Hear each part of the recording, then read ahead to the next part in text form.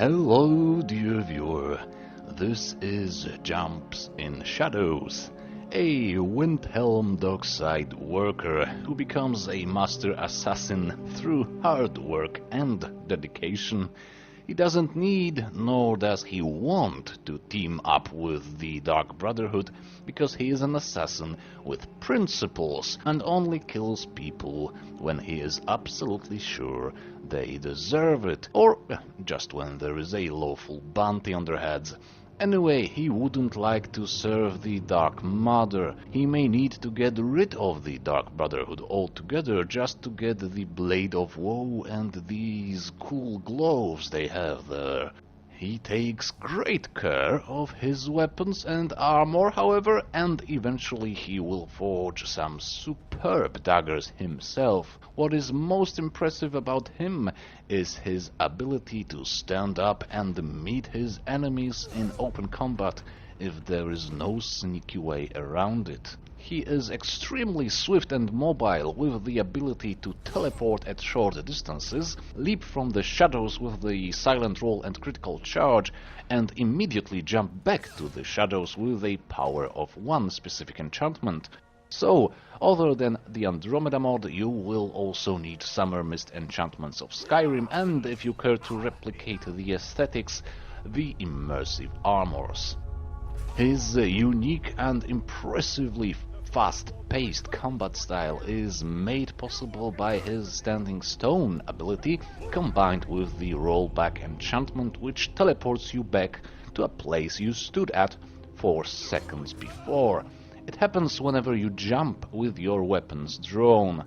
It's like some Shadow of Mordor stuff, really, it's amazing, but it takes quite a lot of time to master, so I would strongly suggest to start your playthrough at expert or even lower difficulty, and then raise it whenever you feel like the time is right. It is just a suggestion though, most of this video is done on master, as it is usually the case with my channel. So, let's start with the Standing Stone, which is of course the Shadow Stone, which will not only grant you an increase to your sneak attack damage multiplier when you are near a wall or an obstacle, but most importantly, there is an unlockable power usable at will at a cost of 50 points of stamina, which lets you teleport to an enemy immediately. It can be used to navigate through dungeons by leaping from one vantage point to the other, and it also streamlines your sneak attacks exponentially and combines insanely well with your rollback enchantment.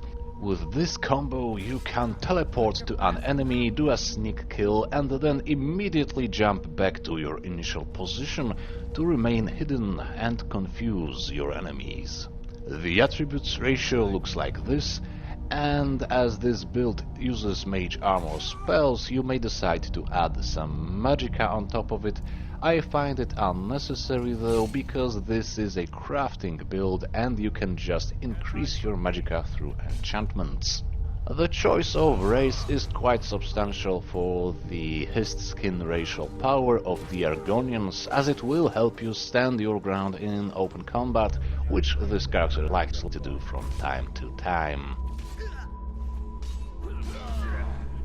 As far as skills are concerned, you will need to perk 2 crafting skills, enchanting and smithing, as well as sneak one-handed and alteration. Alteration is for the mage armor spells, namely the ebony flesh of course, as well as detect life and detect dead. In one-handed you pretty obviously need all ranks of armsman, fighting stance and critical charge, as well as the dual weapons perks. When it comes to sneak, just take everything, because both Assassin's Blade and the Shadow Warrior perks will be crucial to your combat style, and they are the final perks in their respective branches. You may decide to skip 1 or 2 ranks of stealth, as this character doesn't wear armor, which means sneak becomes very effective very rapidly. In enchanting, take the faster road to the extra effect perk, which you will need mainly for your amazing shoes, but also to increase your health and magicka without completely neglecting some other useful enchantments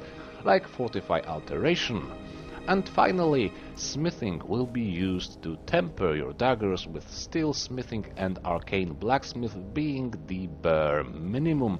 But I've decided to go as high as the ebony smithing. Nothing matters more to jumps in shadows than style, and the ebony mage robe as well as ebony daggers go just so well with his dark scales. Speaking of style and ebony, you should have the absorb health and absorb speed enchantments on your daggers, and the roll back enchantment as well as the fortify speed one on your fabled ebony boots, as you will spend your stamina for your shadow leaps and dual weapon combat.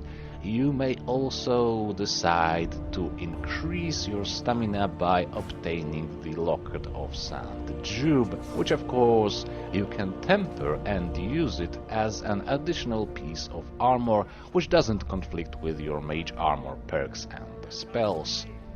You should also remember about the backstab enchantment and fortify magicka as well as fortify health.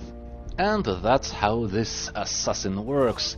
All in all, it is a fairly typical stealth character, but the combination of enchantments, spells and standing stone power adds a very satisfying twist to the combat style, accelerating the speed of your kills, as well as offering an ability to switch to a more warrior-like combat style, when it looks like there is no other choice, of course. If on top of all that you remember to use Detect Life spell to plan your leaps and jumps ahead, you will quickly become a symbol of fear and an untouchable malice to the villains of Skyrim. If only there was a bat-like costume somewhere in this land.